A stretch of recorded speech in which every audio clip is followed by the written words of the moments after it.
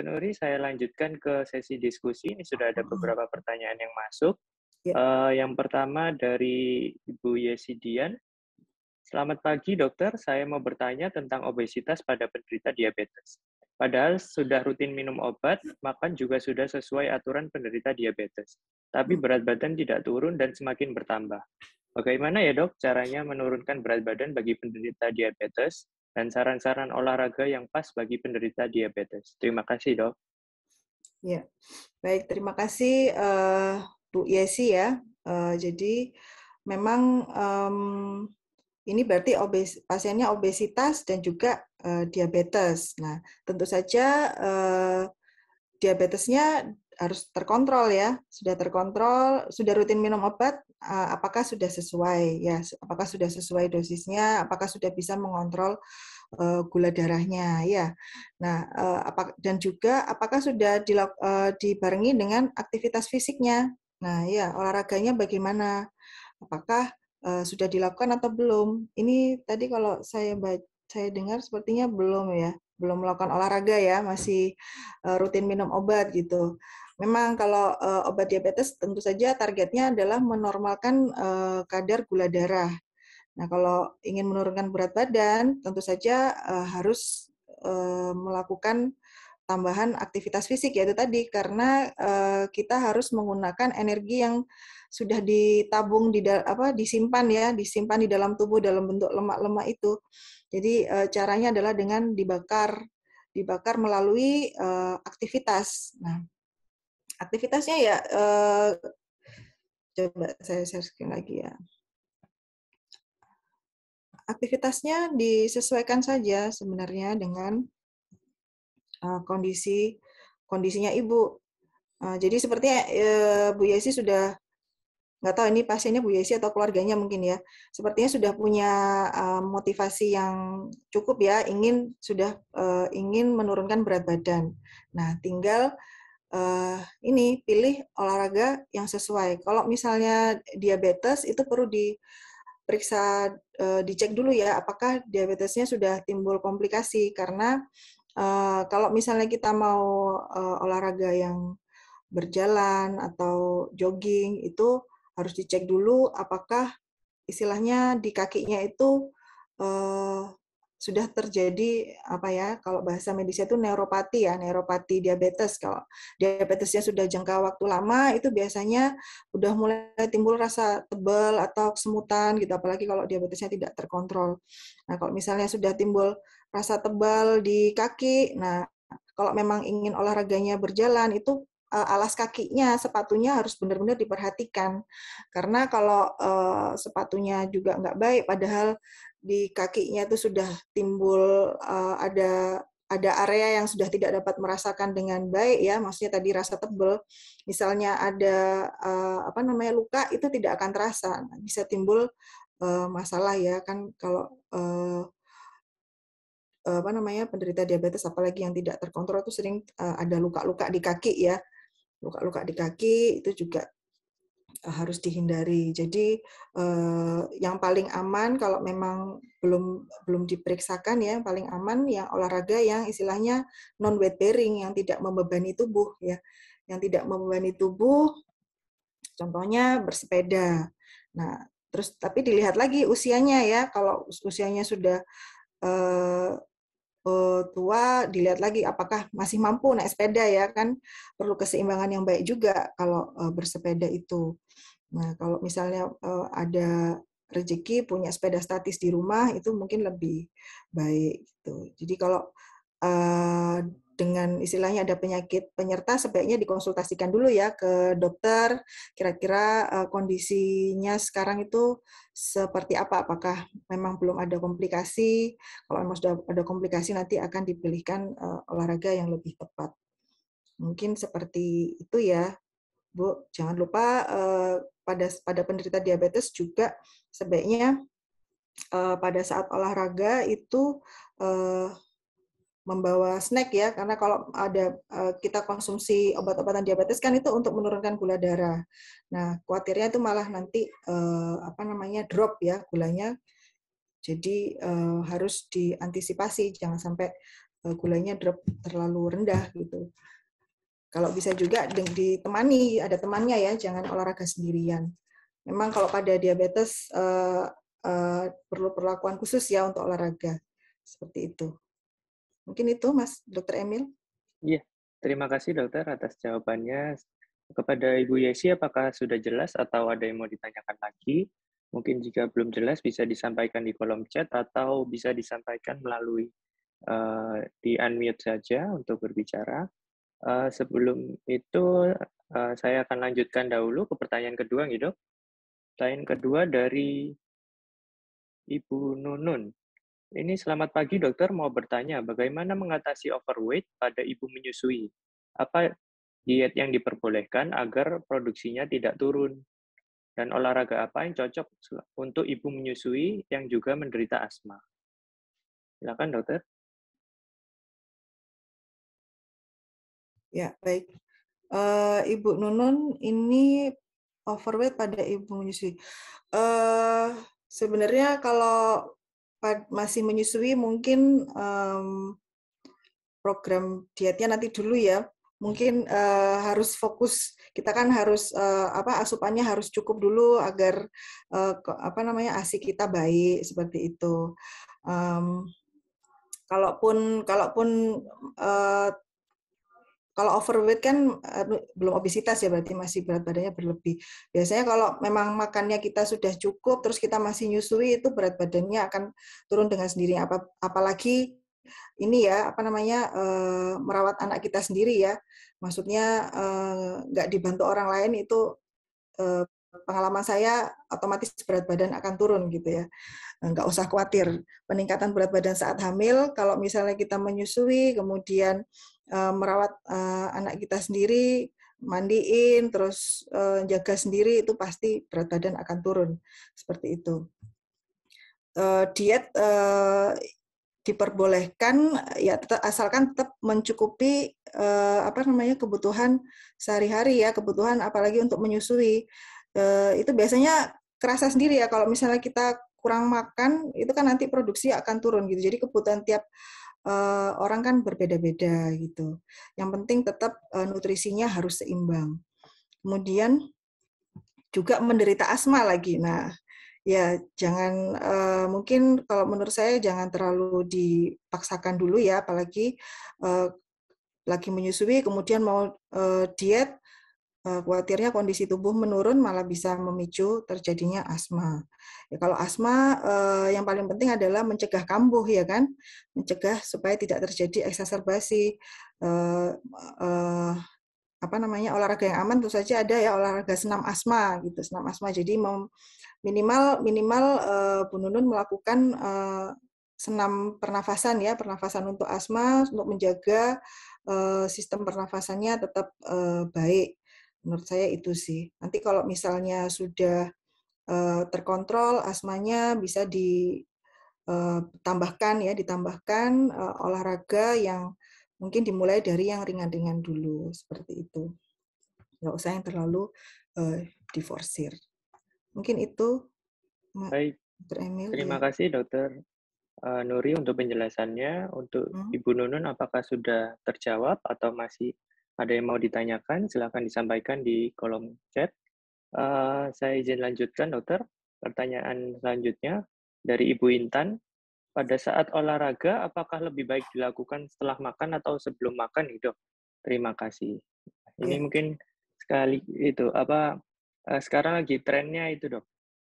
Gocapan itu, dok, atau gowes cari sarapan itu, dok. Jadi memang olahraganya ditujukan memang untuk cari makan yang enak-enak gitu, dok. Gimana itu, dok? Itu kan motivasinya juga menambah, tapi kalorinya juga bertambah juga. Oh iya. Gimana itu, dok? Iya, betul. Memang agak susah juga ya. Habis olahraga, habis itu kayak balas dendam gitu ya. Sudah sampai lokasi, udah sampai lokasi kuliner nih. Ayo kita makan yang banyak. Nah, itu juga sebenarnya kurang baik. Memang yang dianjurkan itu sebelum olahraga itu kita makan, tapi jedanya cukup lama, misalnya sekitar 1 sampai 2 jam sebelum olahraga. Jadi bukan yang kita habis makan kenyang langsung olahraga gitu enggak. Jadi perlu waktu ya, perlu waktu kira-kira sekitar 1-2 jam sebelum olahraga itu kita makan dulu. Disarankannya seperti itu. Kalau setelah kalau sebelum olahraga kita belum sempat makan ya, kalau misalnya pagi-pagi gitu kan ya, pagi-pagi biasanya belum sempat makan, sesudah olahraga yang paling penting adalah mengganti cairan yang hilang kan biasanya kita berkeringat. Nah, itu setelah itu makan ya boleh tapi tetap komposisinya dilihat ya, jangan sampai yang terlalu, kalau memang lagi program penurunan berat badan ya dihitung lagi kalorinya seperti itu. Baik, terima kasih Dokter Nuri untuk penjelasannya. Saya izin kepada Ibu Intan, apakah sudah terjawab atau masih ada yang ingin ditanyakan? Bisa disampaikan di kolom chat atau bisa di open mic. Saya lanjutkan ke pertanyaan selanjutnya dari Ibu Tiara.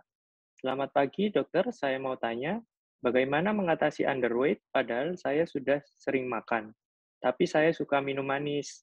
Kalau saya minum yang manis langsung berenergi, tapi dicek lab semua normal. Bagaimana dok untuk menaikkan berat badan yang underweight? Olahraga apa yang cocok untuk menaikkan berat badan? Terima kasih. Ya, nah ini ya mungkin orang-orang yang obesitas iri kali ya sama ini ya. Makan banyak tapi kok nggak naik-naik beratnya nih, bikin iri.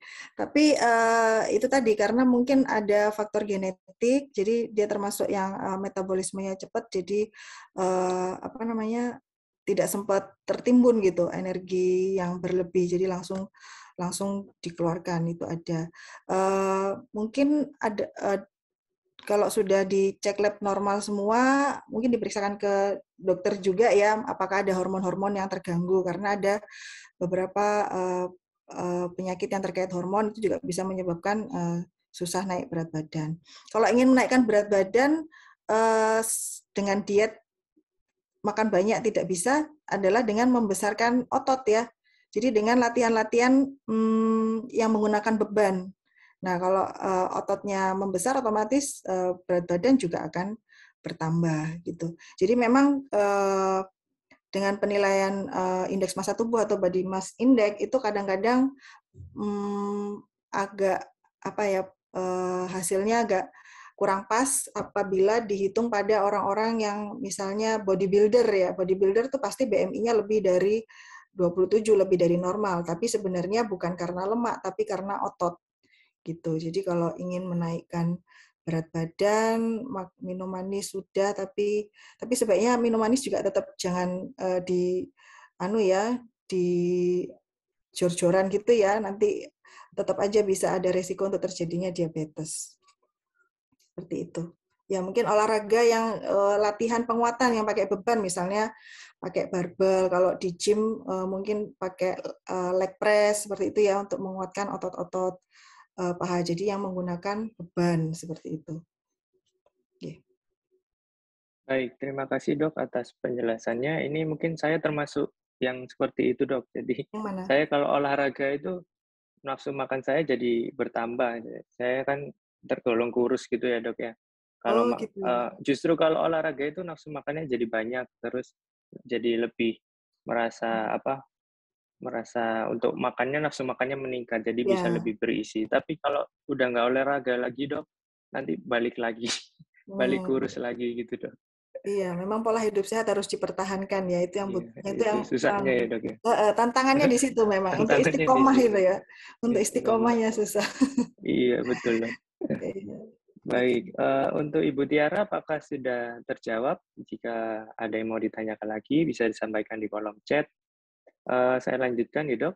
Pertanyaan selanjutnya dari Mbak Yulia. Pagi dokter, saya mau bertanya, ada perkataan tentang mending diet sehat tapi lebih lama, ataukah diet nyiksa tapi cepat? Itu bagaimana ya dok ya? Diet Iya, menyiksa ini mungkin ingin turun dengan cepat gitu ya dok ya? iya betul. Iya, kalau saya jelas yang ini ya, diet sehat tapi lebih lama itu juga sudah banyak penelitiannya, rekomendasi-rekomendasi dari bidang kedokteran juga sudah bulat pasti ya diet sehat meskipun lama. Iya. Jangan sampai tergoda dengan iklan-iklan itu ya, mau turun berat badan cepat dalam 1 minggu. Jangan ya, jangan tergiur dengan iklan-iklan itu. Yang Iya, sehat-sehat aja ya, Mbak Yulia. iya. Baik, iya biasanya yang turunnya cepat nanti naiknya juga cepat lagi ya dok. Iya, betul. Soalnya kita tidak terbiasa dengan konsisten untuk Mm-mm. menurunkan berat badannya. Mungkin kalau lebih lama kita ada adaptasi untuk lebih konsisten gitu. Iya, betul, Dokter Emil. Baik, saya lanjutkan nih dok. Untuk Mbak Yulia, apakah sudah jelas atau ada yang ditanyakan lagi? Jika ada yang ditanyakan bisa disampaikan di kolom komentar. Selanjutnya dari Bu Nurlita. Selamat pagi dokter, mau bertanya dulu waktu saya program diet dan mencoba workout untuk mengecilkan paha, setelah itu malamnya lutut saya dan paha sakit-sakit linu. Sebaiknya saya melanjutkan olahraga besoknya atau stop dulu dokter? Terima kasih. Iya.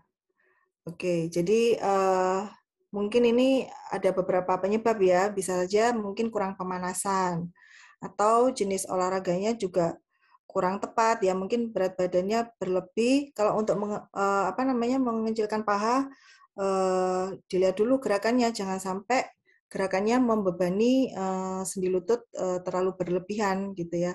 Kalau memang terlalu berlebihan bisa menimbulkan ini termasuk cedera ya, cedera pada sendi lutut dan ototnya. Nah, kalau memang seperti ini sebaiknya sementara di stop dulu karena butuh waktu ya sendi dan otot kita itu untuk pulih. Bisa dilanjutkan olahraga tapi dengan metode yang lain, metode yang lebih ringan. Jadi pasien-pasien kita yang di polirehab dengan nyeri lutut, kalau misalnya nyerinya masih berat, itu tetap bisa kita kasih latihan, tapi yang tidak membebani lutut, namun masih bisa menguatkan otot seperti itu. Jadi tetap ya kalau kita mau motivasi sudah tinggi, tetap harus ada remnya juga ya. Ada remnya, jangan sampai kita terlalu berlebihan olahraganya kalau di awal-awal seperti itu. Ini kan tadi masih mencoba workout untuk mengecilkan paha, kemudian langsung nyeri-nyeri. Mungkin jenis latihannya terlalu berat seperti itu. Jadi memang kita harus mulai dengan bertahap dan tidak terlalu membebani sendi-sendi kita seperti itu. Baik, terima kasih dokter atas penjelasannya. Untuk Ya. Ibu Nurlita, apakah sudah terjawab? Jika masih ada yang ingin ditanyakan, bisa disampaikan di kolom chat. Saya izin lanjutkan, dokter. Ini pertanyaan dari Ibu Khadijah. Assalamualaikum, dokter. Mohon bertanya, bagaimana cara efektif menekan nafsu makan agar tidak malas olahraga? Nah, ini Ini agak memang susah ya, yang dok ya. susah ini. Sekarang Ya. makanan enak-enak, dok. Mm-mm. Manis-manis itu banyak sekali. Nah, gimana, Ya. dok? Mungkin ada tipsnya ini untuk menekan nafsu makan yang berlebih mungkin, dok. Oke, jadi memang ini lebih ke psikologis ya sebenarnya ya. Lebih ke psikologis, tips yang paling ringan, yang paling mudah itu sebenarnya menemukan motivasi ya. Jadi kalau kita sudah punya motivasi, itu biasanya yang lain akan mengikuti. Nah, kalau kita sudah benar-benar menemukan titik di mana kita sudah oke, aku sudah mau menurunkan berat badan, aku mau hidup sehat gitu ya, aku mau hidup sehat, otomatis biasanya pikiran kita itu akan mindset kita itu akan ikut berubah gitu. Tapi kalau ternyata memang masih tidak mempan, ya mungkin nggak ada salahnya kita konsultasi ke psikolog atau ke psikiater, itu nggak ada masalah gitu. Jadi memang kita dukungan psikologis itu memang sangat penting ya. Itu termasuk memang salah satu tata laksana obesitas gitu. Jadi mindset itu memang benar-benar harus diatur. Kalau memang dari diri kita sendiri memang masih kurang kuat, nggak ada salahnya minta bantuan. Mungkin bantuan keluarga yang memang memberikan efek positif ya ke kita. Kalau nggak bisa ya nggak apa mencari tenaga profesional seperti psikolog atau psikiater harapannya kan kita kalau sudah punya mindset yang bagus, otomatis akan tinggal jalan aja itu sebenarnya. Gitu. Iya. Mungkin itu Ya, ya Dokter baik. Emil ya. Agak susah Iya, ini siap. memang karena Iya, dokter. Memang agak, apalagi untuk mempertahankan kebiasaan itu tantangannya banyak sekali, Dok. Iya, kita berjuang Baik, sama-sama ya. iya. Untuk, Ibu Khadijah, apakah sudah jelas atau ada yang ditanyakan lagi? Jika ada, bisa disampaikan di kolom chat. Eee, ini ada pertanyaan terakhir, Dokter, untuk saat ini, dari Mas Arya. Selamat pagi, Dokter. Mohon izin bertanya, cara dan tips pada ibu hamil agar tidak obesitas, namun di satu sisi biasanya ibu hamil dituntut untuk makan yang banyak. Bagaimana gitu, Dok? Kemudian, apa ada resep dan terapi khusus yang efektif pada obesitas sentral atau obesitas di perut? Karena obesitas sentral cukup sulit. Mhm. Monggo, Dokter. Iya, baik. Kalau untuk ibu hamil ya sama tadi ya kayak ibu menyusui, memang kita eh, ngasih makan 2 orang ya, ngasih makan baby, kemudian untuk diri kita sendiri. Jadi memang untuk makan kadang memang sulit dikontrol, tapi paling tidak kita eh, tetap aktivitas ya, tetap aktivitas. Jadi nutrisi tetap masuk, intake tetap masuk ya. Kemudian aktivitas tetap terjaga. Kan ada banyak juga senam-senam hamil ya, itu juga bisa membantu memakai energi yang sudah kita makan tadi seperti itu. Memang kalau misalnya cuma makan aja, kemudian lagi dengan alasan hamil terus tetap tiduran aja ya tentu resiko untuk terjadi berat badan berlebih bahkan sampai obesitas tentu akan tetap besar. Jadi jangan sampai kondisi hamil itu menghambat aktivitas kita gitu. Meskipun makan banyak tapi aktivitas juga tetap jalan seperti itu. Kemudian untuk obesitas sentral, jadi kalau terutama pada yang laki-laki ya, laki-laki itu memang sangat apa namanya posisi ya, maksudnya lokasi obesitasnya itu memang seringkali di perut. Nah, ya sama sebenarnya. Memang itu cuman lokasi ya, lokasi penumpukan lemak. Kalau misalnya perempuan itu lebih banyak di area bokong dan paha, karena itu semua pengaruh hormon. Jadi pada prinsipnya nggak ada perbedaan untuk apa namanya mau mengurangi lemak yang di daerah mana. Pada intinya adalah itu tadi hanya menyeimbangkan antara intake dan aktivitas fisik. Seperti itu. Dan hasil akhirnya diharapkan terjadi defisit kalori. Nah, kalau sudah terjadi defisit kalori, nanti otomatis lemak-lemak yang ada di dalam area perut itu juga akan ikut terbakar.